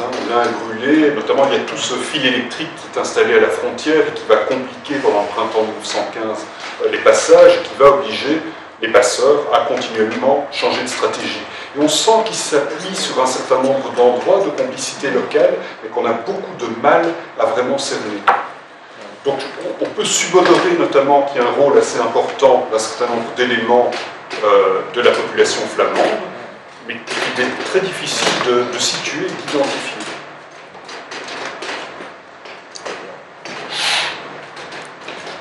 J'ai une question toute simple. Edith Cavell, quand est-ce qu'elle est venue d'Angleterre? Oui, en fait, elle est en Égypte déjà depuis 1907. Elle est venue pour créer la première école d'infirmières laïque en Belgique, sur le modèle anglais. En fait, elle vient dispenser en quelque sorte l'enseignement de Florence Nightingale. Oh, simplement. Et c'est typiquement belge aussi pour l'époque. Il y a une première école laïque qui se crée. Quelques mois plus tard, les catholiques répondent pour faire la même chose dans le pilier socio-confessionnel de la classe. Et donc elle dirige cette école. Une petite question, vous avez bien expliqué que les piliers du réseau étaient plutôt des notables, hormis ce facteur. Je voulais savoir si c'était justement son métier qui l'avait, entre guillemets, propulsé à ce niveau-là de la structure, ou si c'est un concours de circonstances, ou si c'est... Dans son cas bien précis, on se dit oui, facteur égale mobilité, mais en général c'est une mobilité très locale. Donc a priori, je ne pense pas que ce soit son métier. J'ai plutôt l'impression, dans son cas, que c'est une question de tempérament, et le fait qu'il était en contact dès le début de la guerre avec ses ambulances, et que c'était un type visiblement qui n'avait pas froid aux yeux. Voilà. Mais c'est vraiment un concours de circonstances, je crois. Je reviens au vocabulaire parce que j'ai mal classé mes choses. En général, moi je suis tout à fait d'accord qu'on passe de la Première à la Deuxième Guerre mondiale. Du moment que c'est explicité, ça marche très bien. Il y a une chose qui m'a gênée et que j'ai jamais vue, sauf sous ta plume, utilisée comme ça, c'est zone grise. Que tu utilises, comme on utilise littérature grise, par exemple, hein, et ça on comprend bien, mais zone grise, c'est quand même un concept difficile, un concept qui a été utilisé, inventé par Primo Levi pour une certaine raison. Et là, je trouve que, quand je viens de vérifier, hein, tu l'emploies pour dire c'est ceux qui sont un peu sur le côté, dont on ne sait pas très bien ce qu'ils font, alors que la zone grise, à l'intérieur d'un camp de concentration, en même temps qu'en extermination d'ailleurs, hein, c'est vraiment la zone de souffrance extrême comme les autres, mais où on trouve une façon de s'en tirer, parce qu'on a une compétence, parce qu'on a de la chance, parce qu'on a un toit, etc. Alors que là, ça serait plutôt des gens dont on ne sait rien. Donc oui. Ça me gêne un petit peu l'emploi là. Oui, ben, écoute, je ne voulais absolument pas l'utiliser dans le sens de Primo Levi. Hein. Le problème d'un terme comme zone gris, c'est que zone et gris, c'est tellement général qu'on finit par tomber dessus. C'est extrêmement polysémique. Donc il n'y avait absolument aucune référence à l'expérience concentrationnelle. C'est pour ça que c'était mon exemple extrême. Du fait qu'on ne peut pas forcément employer tous les mots qu'on a envie d'employer. Quand on écrit l'histoire, on écrit. Et donc, je pense que c'est quand même important. Même si on essaie toujours de trouver des nouveaux termes, etc., mais derrière le terme, il y a des concepts quelquefois qui sont trop précis et qu'on puisse vraiment les utiliser, je crois. Mais ça serait ma seule... C'est pas vraiment une critique, hein, c'est un questionnement, mais je crois que puisque je parle sous le contrôle de mes propres clients, je suis peut-être hyper trop rigoureuse, mais je crois que c'est une façon justement de ne pas tomber sous le feu de la critique et de bien montrer qu'on ne fait pas d'anachronisme. Parce qu'il n'y a aucun anachronisme dans le livre. Hein. Le livre est parfait justement parce qu'on est tellement bien dans cette Première Guerre mondiale. On n'est absolument pas dans la seconde. Et malgré l'emploi de termes qui sont popularisés dans la seconde. Et donc le zone grise, là, non. Je pense qu'il faut le faire sauter, même s'il ne veut pas du tout dire la zone grise telle qu'elle est. Enfin, je crois. J'essaierai de trouver des synonymes pour zone et pour grise. Ça devrait pouvoir se trouver. Juste parler du réseau Est-ce que vous avez une idée du nombre exact de personnes qui ont été exfiltrées par le réseau? Est-ce que vous arrivez à trouver les sources est-ce que toutes les sources donnent le même chiffre? Est-ce qu'on sait sociologiquement qui sont les civils qui sont exfiltrés, pourquoi ils sont exfiltrés eux? Et voilà. Non, je me suis posé la question, évidemment, et j'espérais y répondre. Mais le problème, c'est que tous les chiffres, tous les, entre guillemets, recensements, tentatives de recensement que j'ai trouvés, il n'y en avait pas deux qui parlaient de la même réalité. C'est-à-dire que, généralement, vous avez une des personnes du réseau qui exprime de manière plus ou moins précise, parce qu'il faut parfois comprendre de quelle réalité il parle exactement, et c'est toujours dans des circonstances particulières aussi, qu'il dit, voilà, soit par moi, soit par le réseau, soit parfois on ne fait pas très bien la différence, il y a autant de personnes de tel type qui sont passées, autant de personnes de tel type, autant de personnes de tel type. Et c'est jamais les deux mêmes chiffres. Par exemple, on a le témoignage de Marie de Crouy, qui peut parler des personnes qui sont passées par le château de Belligny. Mais les personnes qui sont passées par le château de Belligny, est-ce que ça veut dire pour autant que ce sont toutes des personnes qui ont utilisé vraiment, qui ont emprunté le réseau comme on emprunterait un chemin jusqu'à la frontière des Pays-Bas? Je n'en sais rien, et elle ne le sait pas non plus, en fait. Idem pour les personnes qui sont passées par Cavenne, par l'hôpital et par l'école de Cavenne. Là encore, on a des chiffres qui sont très imprécis, qui sont cités, mais ce n'est pas parce qu'on passe par là, ce n'est pas parce qu'il y a des personnes qui passent par là qui sont prises en charge, d'abord qu'elles viennent spécialement du nord de la France, et ensuite, ce n'est pas pour autant qu'il n'y en a pas d'autres qui empruntent le réseau, mais qui passent par ailleurs que chez Cavelle, par exemple par chez Bourg. Bourg n'a pas nécessairement besoin de Cavelle pour travailler, mais Bourg, on ne sait pas ce qu'il a fait. Il s'est tu sur la plupart de ses activités, il est mort avec ses secrets. Donc, c'est très difficile de savoir de quoi on parle précisément. Donc, avec les différents chiffres qui sont cités, on peut se dire qu'il y a vraisemblablement au moins 200 personnes.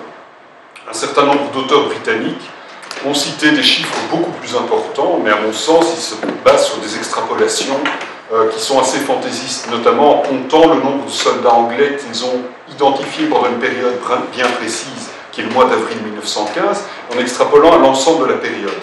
En ayant lu tous ces témoignages, je me rends compte que la période d'avril 1915, c'est l'embouteillage complet.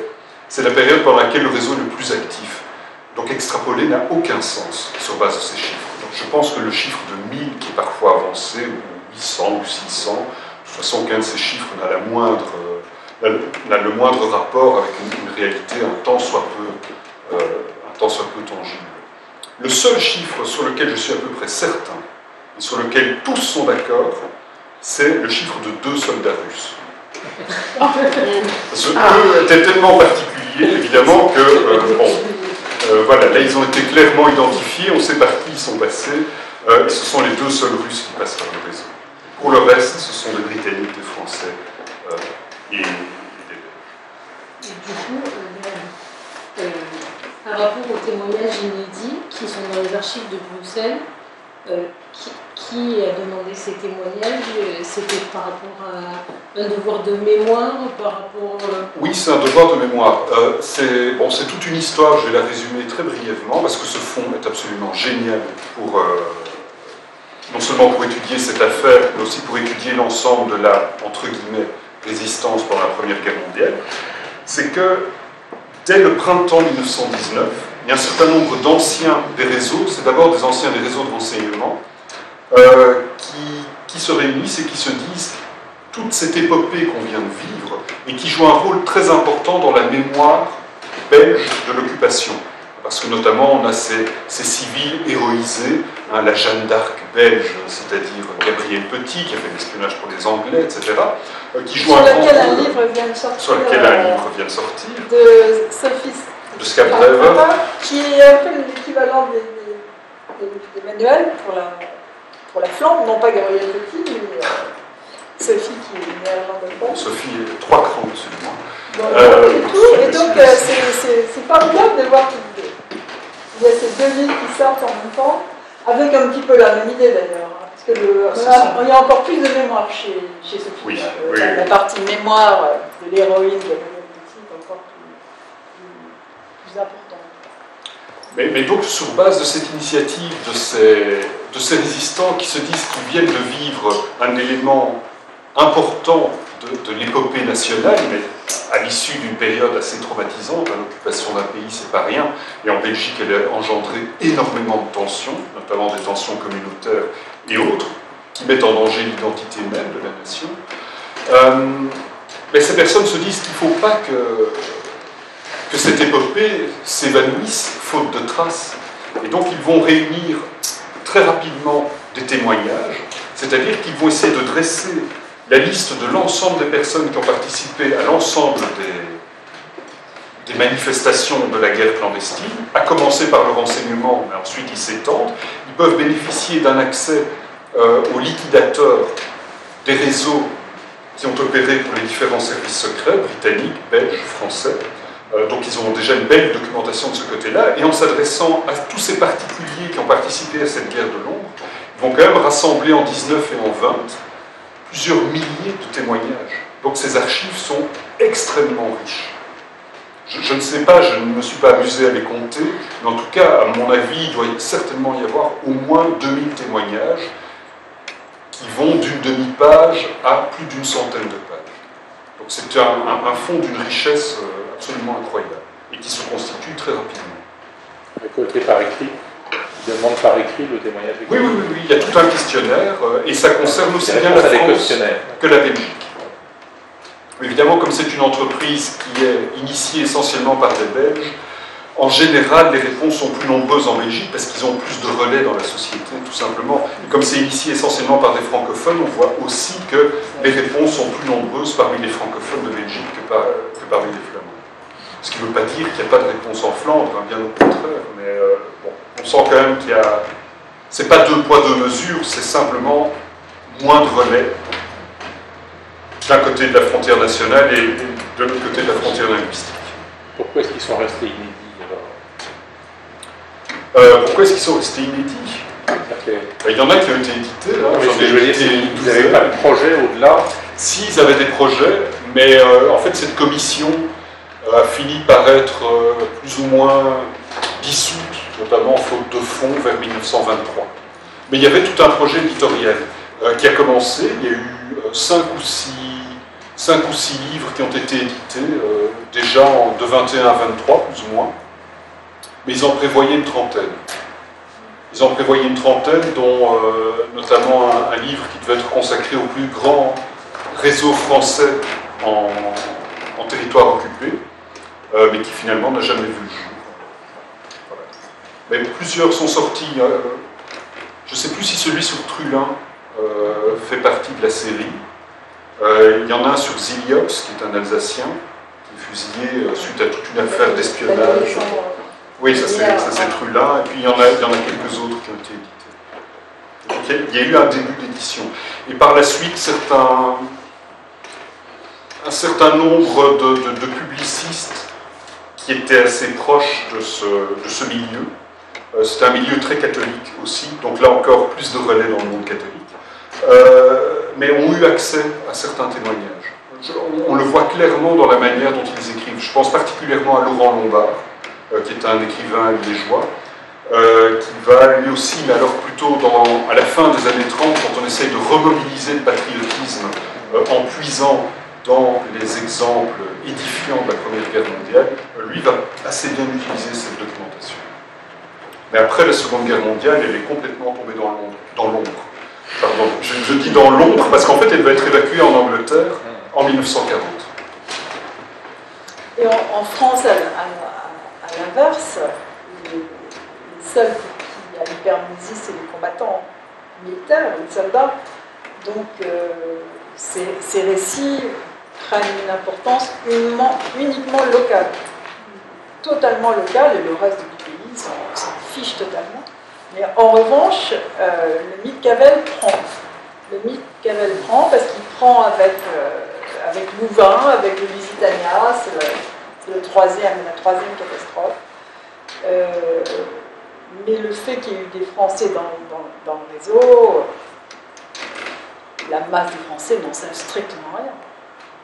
Et même aujourd'hui, l'exemple de Louise de Béquigny, quand même toujours extrêmement locale, alors qu'elle a été relativement héroïsée parce qu'elle a eu des traits grands autour de sa mémoire.